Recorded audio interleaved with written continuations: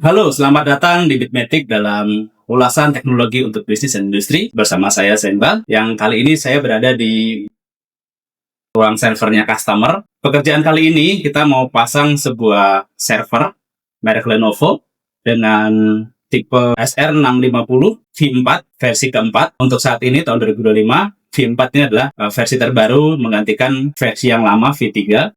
Servernya akan kita pasang di rak ini, rak yang milik customer. Di break in nanti akan kita bahas instalasinya, pemasangannya di rak, lalu koneksi fiber optik dan UTP. Terus kita akan menginstal VMware versi 8.0. Kita juga nanti akan lihat proses pembuatan VM guest-nya. Lalu kita install OS-nya, ada OS pakai Windows Server, ada yang Linux Ubuntu, ada juga Windows 11. Nah, pada pekerjaan kali ini nanti akan kita tunjukkan cara untuk membangun sebuah Active Directory domain controller. Domain controller yang baru ini akan kita sinkroniskan atau akan kita replicate dengan Active Directory yang existing yang dimiliki oleh customer. Terus kita juga akan buat DNS server, DHCP server, dan FSRM, File Server Resource Manager. Ini adalah file sharing yang menurut saya paling reliable saat ini karena punya kuota, punya akses kontrol, dan punya file filter. Hanya esensi tertentu yang bisa dimasukkan ke dalam file sharing tersebut. Oke, menarik, kita ikutin terus, jangan kemana-mana. Inilah proses instalasinya.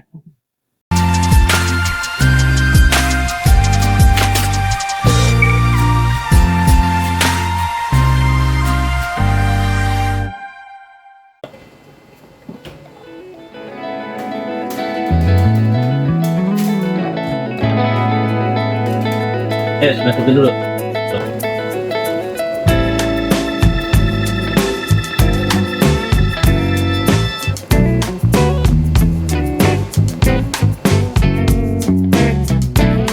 Nah ini ya, tinggal dorong dulu masuk sana masuk. Nah, nih tuasnya angkat.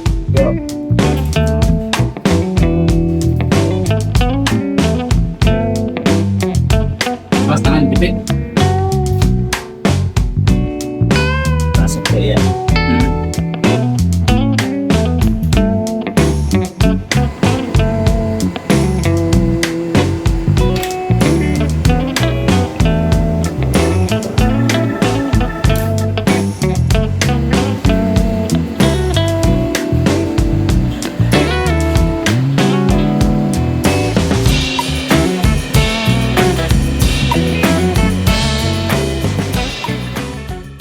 Baik, server sudah terpasang.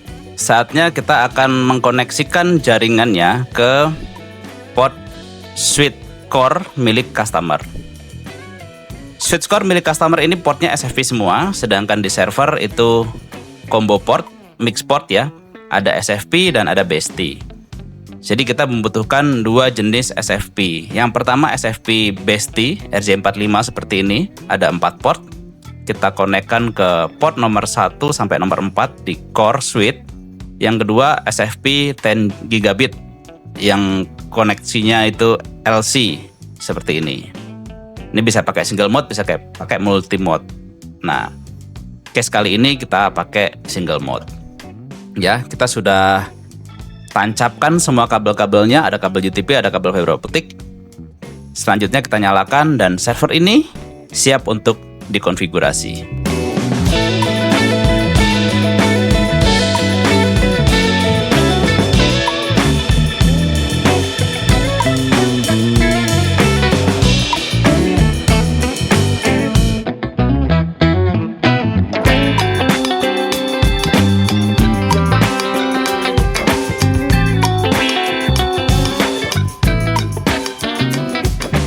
Konfigurasi pertama kali yang kita harus lakukan adalah masuk ke dalam BIOS, lalu kita membuat username dan password untuk X-Clarity Controller 3.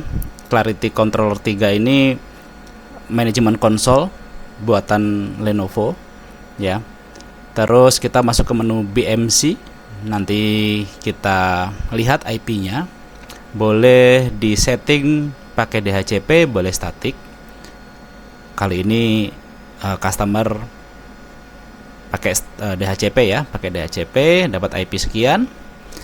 Langsung kita login aja. X-Clarity Controller ini bisa melakukan remote ke server sejak pertama kali server dihidupkan. Jadi penggantinya monitor. Apa yang tampil di monitor, kalau kita pasang monitor di servernya, itu persis yang tampil di X-Clarity ini. Jadi setelah masuk, dashboard yang pertama kali kita lihat adalah status kesehatan si server. Ada berbagai macam informasi di sini, CPU, memori, storage, dan lain sebagainya. Dan semuanya bercentang hijau, artinya normal, berjalan dengan baik. Ada 2 CPU terinstall, ada 2 memori terinstall dari total soket 32 soket. Terus ada 4 harddisk SSD ya, bukan harddisk ya. Ada 4 SSD yang terinstall dari total 8 slot. Ada 3 PCI, ada 2 power supply, ada 6 fan. Ya, kira-kira itu yang terpasang di server Lenovo milik customer kali ini. Di bawahnya ada informasi mengenai konsumsi daya. Ini menerima asupan dari listrik UPS 226 watt. Output yang dikeluarkan, yang dikonsumsinya adalah 208 watt, dari maksimal bisa mencapai hingga 1300 watt. Oke, yang mengkonsumsi 92 watt, CPU mengkonsumsi 29 watt, memori 5 watt, perangkat lainnya termasuk jaringan dan PCI Express itu 111 watt. Suhunya juga kelihatan, CPU 1, CPU 2. Lalu kita beralih ke informasi tentang storage ya.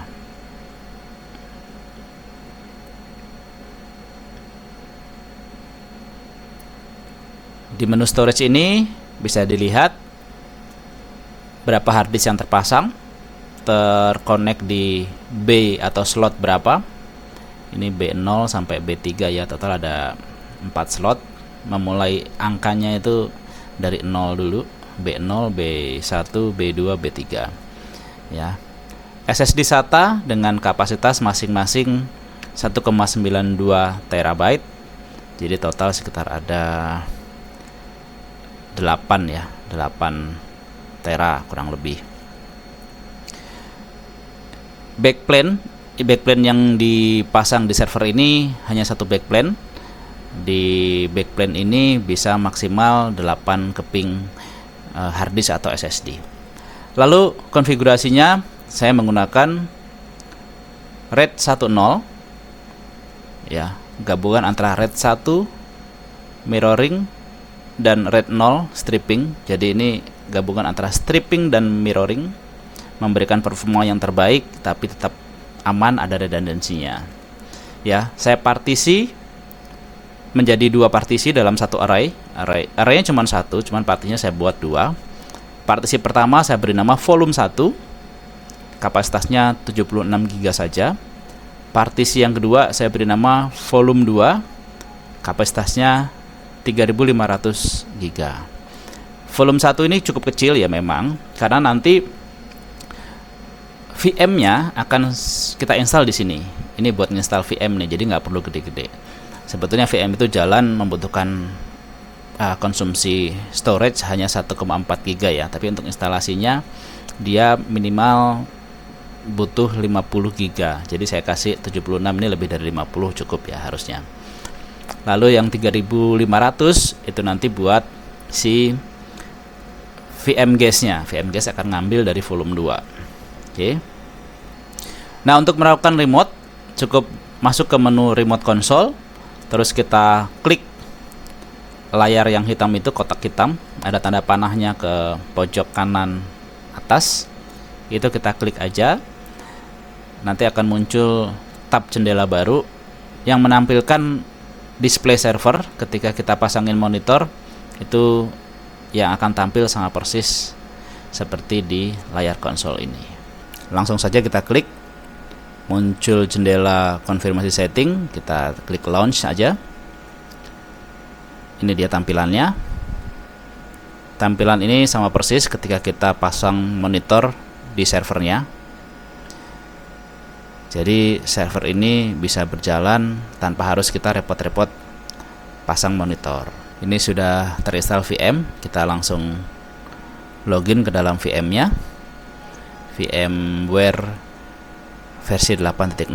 Sudah login, yang pertama kali kita lihat adalah konfigurasi networknya, memastikan bahwa semua adapter, ya, kita punya 2 port SFP 10 GB dan 4 port BST masing-masing 4 GB.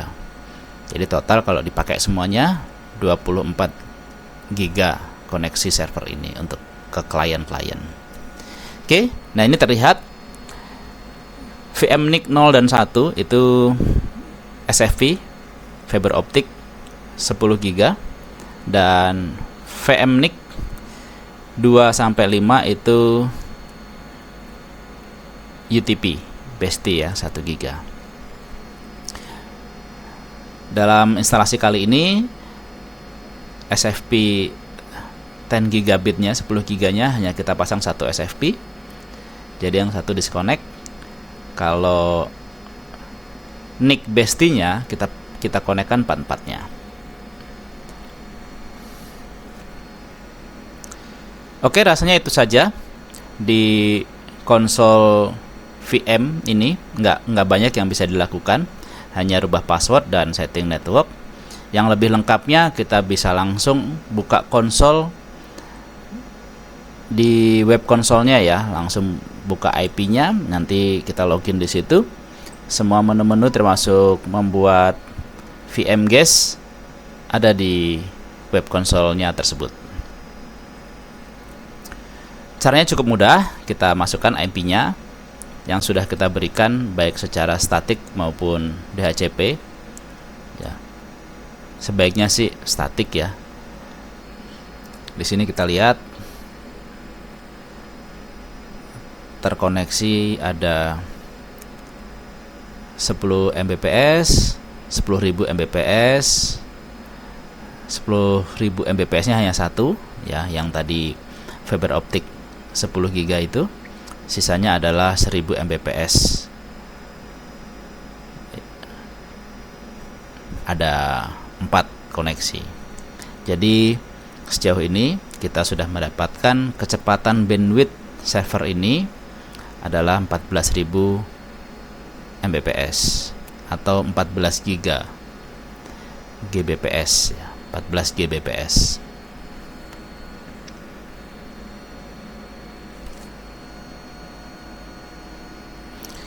Storage-nya yang volume 2 sudah muncul ya. Volume 2 ini tempat menyimpan storage untuk VM guest. Jadi VM guest yang sudah kita buat mengambil atau mengkonsumsi data dari volume 2. Ini ada ADDS. Kita langsung buka ADDS, Active Directory Domain Service. Ya, kita nyalakan dulu. Lalu kita langsung remote untuk mengkonfigurasi domain controllernya.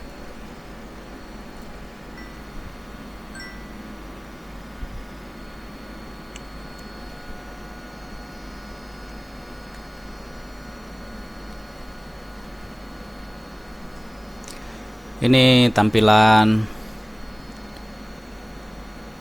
Server Manager di Windows Server 2025. Seperti ini. Kita sudah install ADDS, Active Directory Domain Service. Kita juga sudah install DHCP dan DNS. Nanti kita juga akan install FSRM, File Server Resource Manager.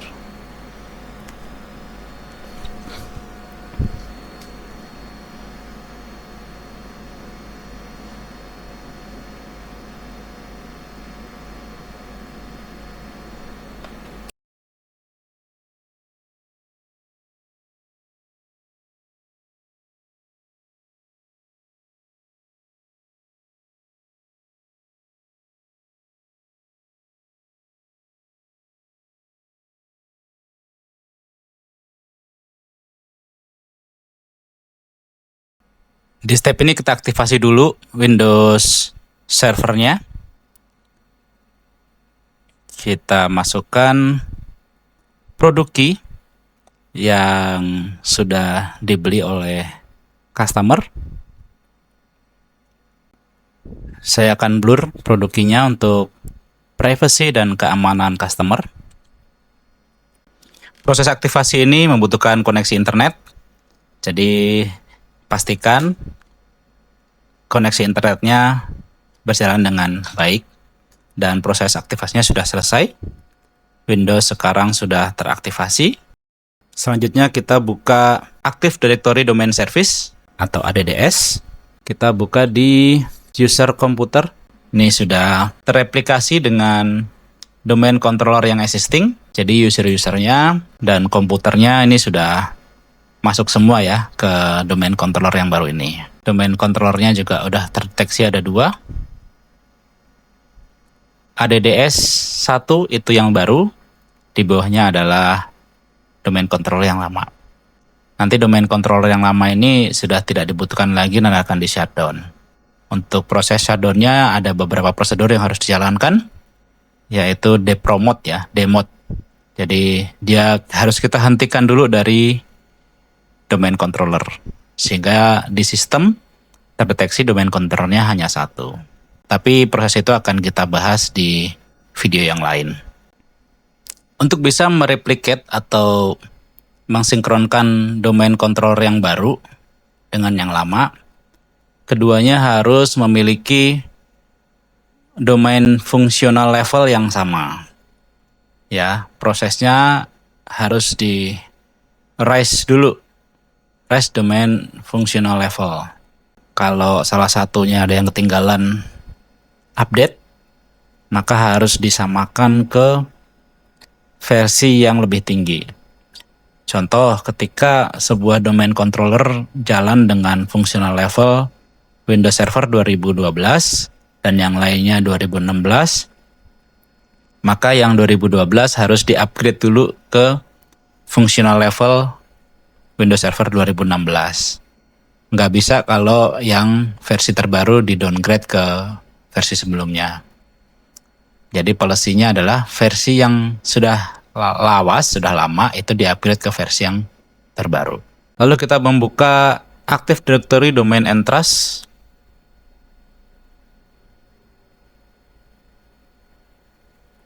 Ini Active Directory Domain and Trust-nya tidak bisa terbuka karena jamnya atau tanggalnya di server tersebut masih ngaco ya, tidak sama dengan time zone atau waktu yang ada di server yang berlaku di server yang lama. Jadi kita harus set aja secara otomatis biar dia mengupdate waktu global dari net time global, bisa dari Google, bisa dari Microsoft. Ini kita lihat zona waktunya sudah benar, zona waktu Jakarta. GMT plus 7 atau UTC plus 7, tapi jamnya masih salah, jam 6.46 PM. Kita tunggu prosesnya.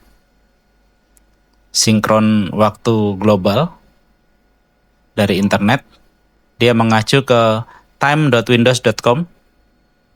Nah, ini sudah selesai.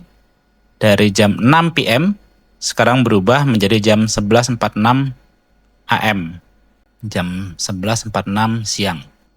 Oke, setelah waktunya tersinkron sesuai yang seharusnya, kita buka lagi Active Directory Domain and Trust.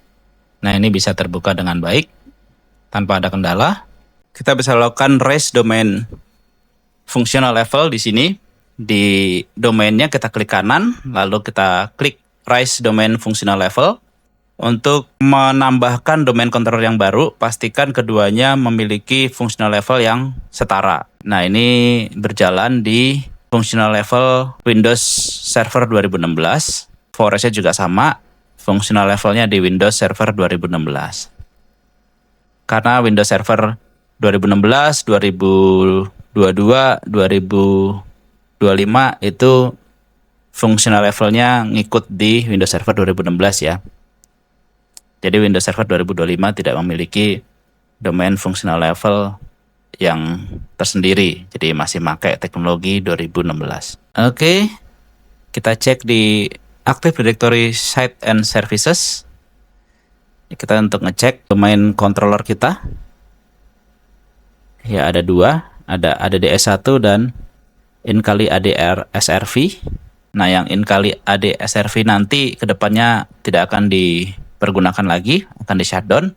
Kita akan lakukan serangkaian proses demode. Kalau kita mengaktifkan sebuah server menjadi domain controller itu prosedurnya namanya promote. Kalau kita menurunkan dia tidak lagi menjadi domain controller, itu prosedurnya namanya demode. Ya, next kita akan lakukan itu, tapi tidak dalam video ini. Akan kita lakukan di video yang lain. Oke, langkah selanjutnya saat ini kita akan setting DHCP server. Kita masuk ke DHCP Manager. Bisa lewat Server Manager atau bisa langsung klik di menunya di Tools. Ada DHCP. Nah, ini. Kita akan buat beberapa scope IP address sesuai yang dibutuhkan oleh customer. Kita buka di IPv4. Lalu klik kanan dan New Scope. Nanti akan muncul dialog seperti ini, kita klik next. Lalu kita masukkan nama VLAN-nya. Biasanya saya tuliskan ID VLAN-nya, lalu namanya. Contoh VLAN 10 untuk device gitu ya. Saya tuliskan deskripsinya secara singkat, misalkan segmen untuk perangkat network, perangkat jaringan. Gitu ya. Next. Kita masukkan lebar IP-nya berapa. Contoh 10.10, 10.1 sampai 10.10, 10.254. Nih /24 ya. Lalu next.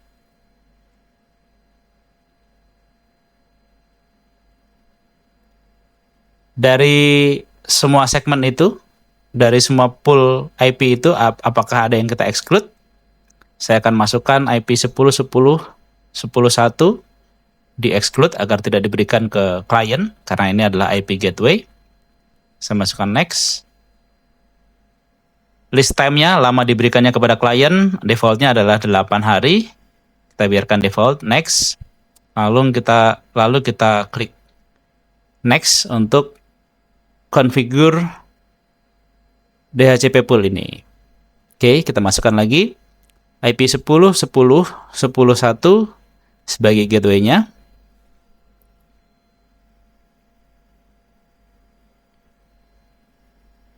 Kita klik add. Lalu next.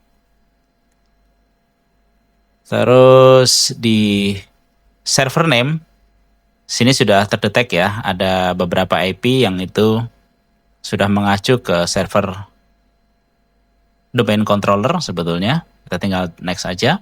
Untuk Win server, saya biasanya akan resolve dari nama servernya. Saya masukkan ADDS1. Begitu di resolve akan dapatkan IP-nya. Lalu saya add dan saya klik next. Kita coba contoh. Resolve untuk domain DNS server. Ini bisa juga ya terdeteksi, tapi recordnya kan sudah ada nih, jadi akan saya hapus saja. Ya, kalau bisa di resolve berarti IP servernya dikenali. Oke, tinggal kita klik next untuk finish. Sudah selesai, itu membuat satu scope DHCP server untuk VLAN 10, VLAN device, ya namanya VLAN device, dengan scope 10, 10, 10, 1/24. Kita lakukan ini untuk semua scope, total ada 11 scope, 11 segmen yang diminta oleh customer. Kita lakukan satu persatu mulai dari VLAN 10 sampai VLAN 100.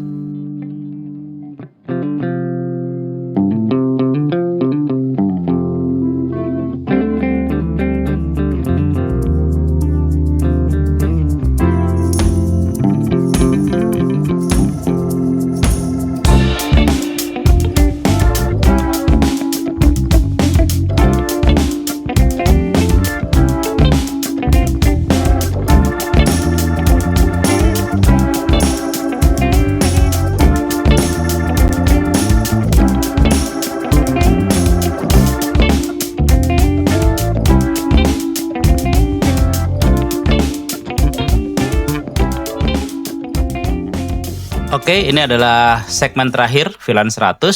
Sudah selesai semua scope VLAN yang dibutuhkan oleh customer.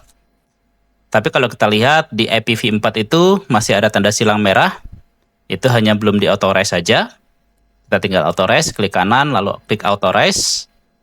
Ya, lalu kita refresh.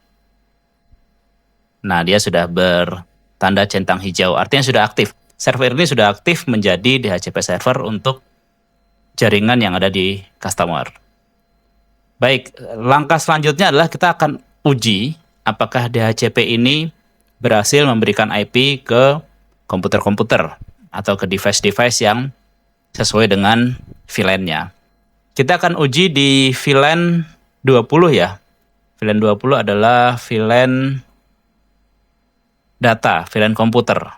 Ya, VLAN untuk komputer VLAN 20. Kita akan uji menggunakan VLAN 20. Sebelum kita melakukan pengujian, terlebih dahulu kita harus menonaktifkan DHCP service yang lain yang saat ini sedang berjalan, yaitu di switch core-nya customer. Itu jalan DHCP service. Kita nonaktifkan dulu untuk VLAN 20. Terus kita tambahkan satu baris komen untuk mengaktifkan DHCP service dari server yang tadi kita sudah buat. Masuk ke configure terminal, terus interface VLAN 20, lalu kita ketik saja IP helper address, di pointing ke IP 10.10.110, yaitu IP server DHCP-nya. Sudah selesai, hanya satu baris ini aja cukup. Exit. Lalu kita nanti akan cek di show-runnya, show running config-nya ya. Oke, kita scroll ke bawah. Kita lihat di interface VLAN 20. Interface VLAN 20. Nah ini. Bukan yang bawahnya. Di interface VLAN 20 sudah ada IP helper address yang mengarah ke server 10.10.110. Harusnya dengan satu command line ini sudah cukup untuk menjalankan DHCP server di scope server yang sudah tadi kita buat ya. Mari kita uji hasilnya. Kita kembali lagi ke DHCP server. Kita lihat di scope VLAN 20, VLAN data. Di dalam address lists itu kita bisa lihat sudah ada dua komputer yang terkoneksi, mendapatkan IP 10.10.20.2 dan 10.10.20.11. Kita memang menguji dengan dua komputer dan dua-duanya berhasil mendapatkan IP. Sudah berhasil ya. Kita bisa berlakukan juga untuk VLAN yang lain, VLAN 10 sampai VLAN 100.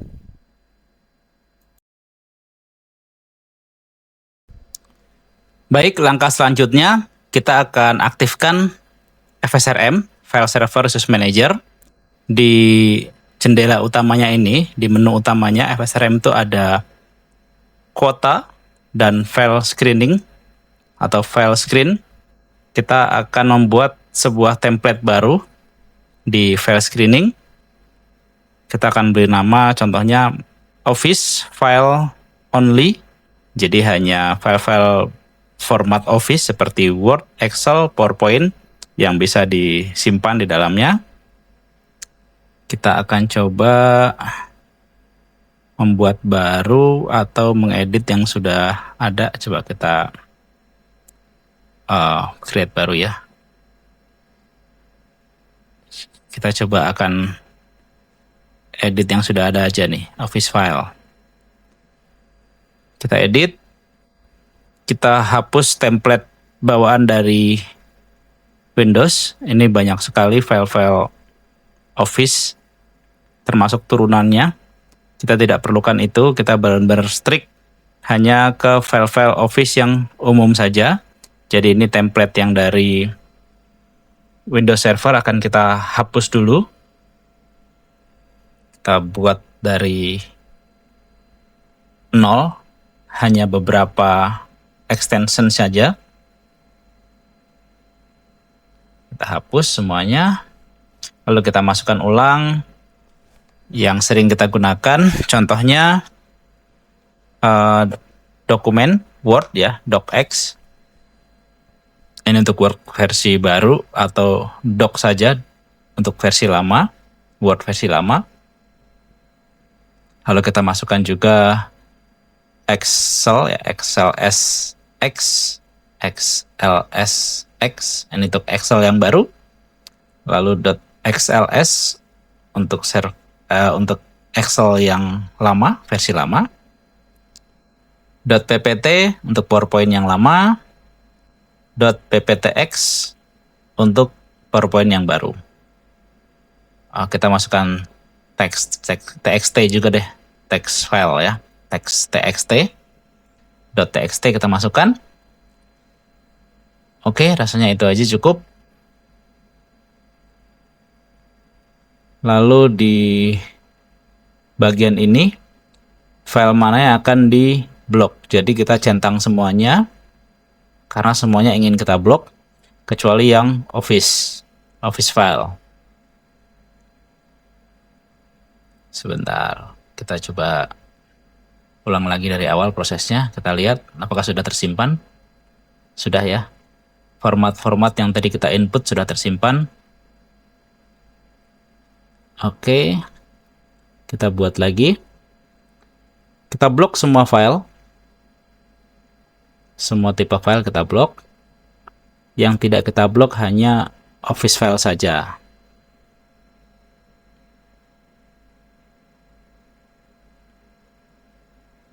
Temporary file. Coba kita lihat ini. Oke, kita jangan blok ya, karena kalau kita buka file office itu kan biasanya tercreate temporary file tuh di sana. Text file juga. Oke, kita beri nama template-nya Office File Only. Office File Only. Oke, kita simpan. Sekarang sudah muncul nama template baru, namanya Office File Only. Nanti kita akan coba masukkan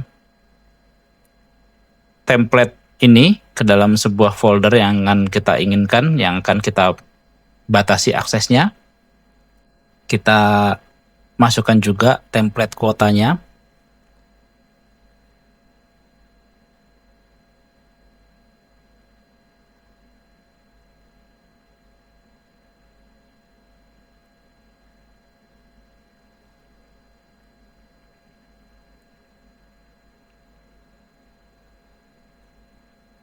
Ini kan belum ada ya, belum ada folder yang kita pasangi template file screen ataupun kuota. Kita akan buat baru. Pertama kita akan buat kuotanya dulu. Caranya cukup mudah. Kita klik di kuota sini ya, di kuota, terus kita klik kanan, area yang kosong. Kita create kuota. Kita browse folder mana yang akan kita batasi.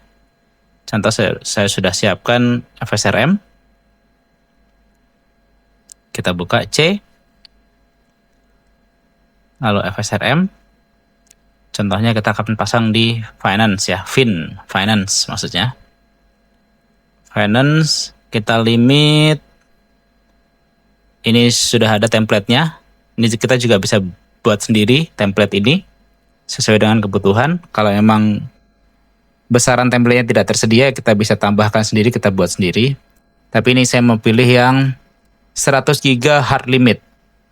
Hard limit artinya kalau emang sudah benaran 100, sudah mencapai 100, user tidak bisa lagi menambahkan file baru ke dalam FSRM.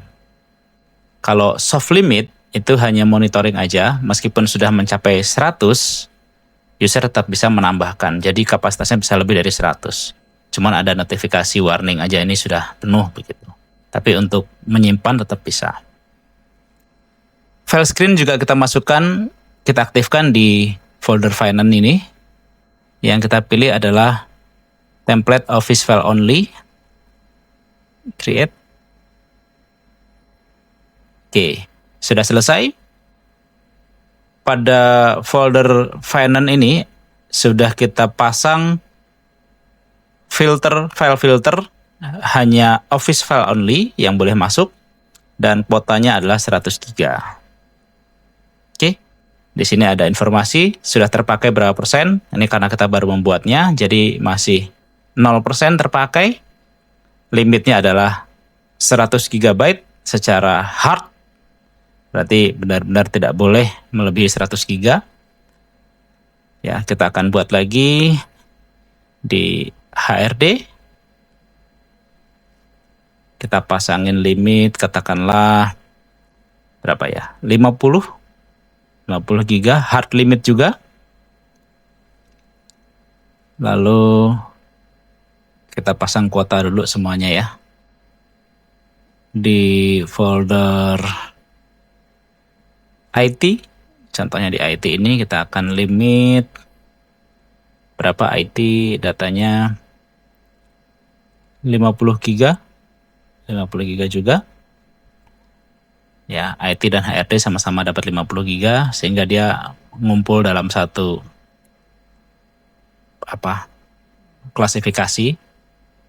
Lalu produksi kita masukkan limit 100 GB hard limit. Oke. Finance dan produksi 100 GB, HRD dan IT 50 GB. Terakhir itu ada QC, quality control. Quality control kita batasi katakanlah 50 GB. Oke, jadi sudah terbuat 5 folder yang kita batasi kuotanya. File filternya juga kita masukkan ke 5 folder tersebut. Finance sudah. Sekarang HR. Sama ini kita coba office file only. Create. Oke. Lalu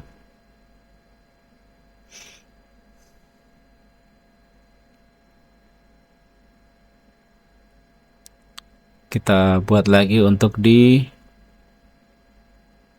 IT.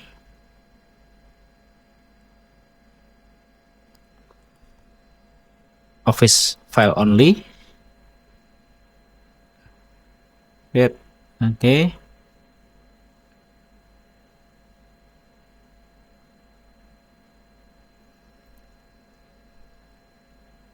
Produksi sekarang masih template yang sama. Office file only.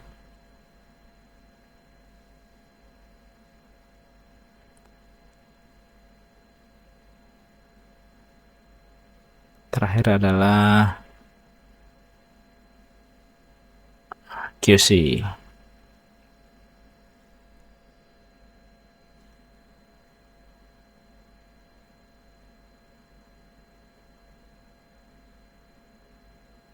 QC blok audio dan video file saja. Yang lain berarti boleh.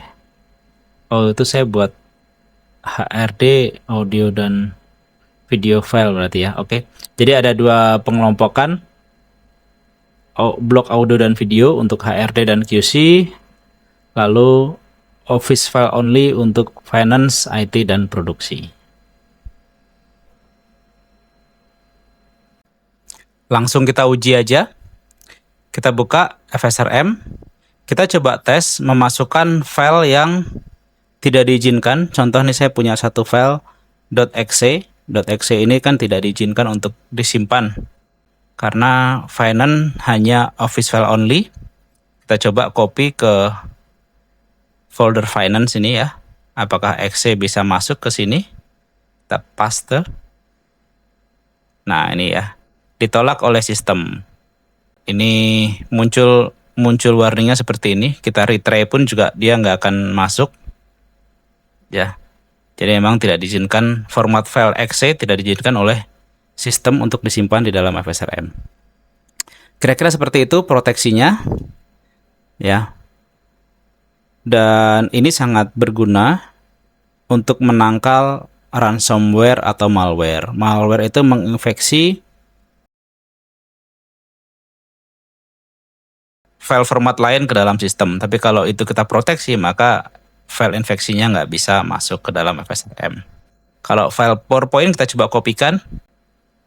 Nah, ini masuk ya. Masuk dengan lancar, tidak ada masalah. Karena memang file dengan format PPTX atau PowerPoint itu kita izinkan untuk disimpan di FSRM. Baik, itulah tadi seluruh proses instalasi dan konfigurasinya. Semoga video ini bermanfaat buat Anda. Jika perusahaan Anda membutuhkan infrastruktur IT, kami Bitmatic siap membantu. Sampai jumpa di video selanjutnya.